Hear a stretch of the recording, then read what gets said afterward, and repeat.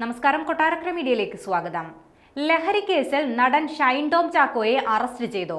ലഹരി ഉപയോഗം തടയൽ നിയമപ്രകാരമാണ് അറസ്റ്റ് രേഖപ്പെടുത്തിയത്.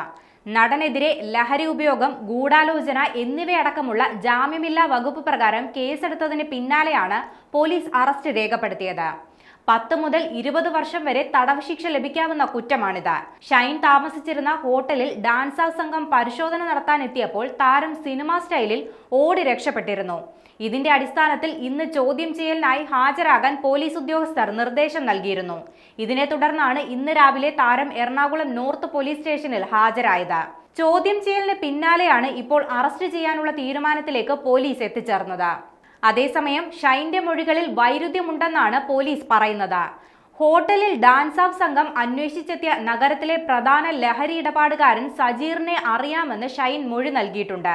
ഷൈൻ പ്രതികൾക്ക് സാമ്പത്തിക സഹായം നൽകിയെന്നും പോലീസ് വ്യക്തമാക്കുന്നുണ്ട്. സജീറിനെ അന്വേഷിച്ചാണ് കഴിഞ്ഞ ദിവസം പോലീസ് സംഘം ഷൈൻ താമസിച്ചിരുന്ന ഹോട്ടലിൽ എത്തിയത്.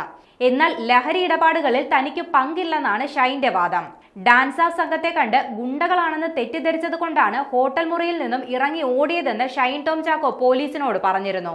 ചോദ്യം ചെയ്യലിനിടെയാണ് ഷൈൻ ഇക്കാര്യം പോലീസിനോട് വ്യക്തമാക്കിയത്. താൻ രാസലഹരി ഉപയോഗിക്കാറില്ലെന്നാണ് ഷൈൻ ടോം ചാക്കോയുടെ മൊഴി.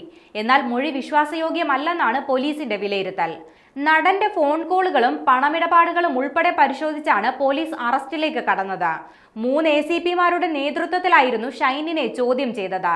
ലഹരി ഇടപാടുകൾ ഉണ്ടോ എന്നറിയാനായി ഷൈനിന്റെ വാട്സപ്പ് ചാറ്റുകൾ, കോളുകൾ, ഗൂഗിൾ പേ ഇടപാടുകൾ എന്നിവയെല്ലാം പരിശോധിക്കുന്നുണ്ട്. താരത്തിന്റെ അറസ്റ്റ് രേഖപ്പെടുത്തിയതിനാൽ വൈദ്യപരിശോധന പൂർത്തിയാക്കിയ ശേഷം ഷൈനിനെ മജിസ്ട്രേറ്റിന് മുന്നിൽ ഹാജരാക്കും.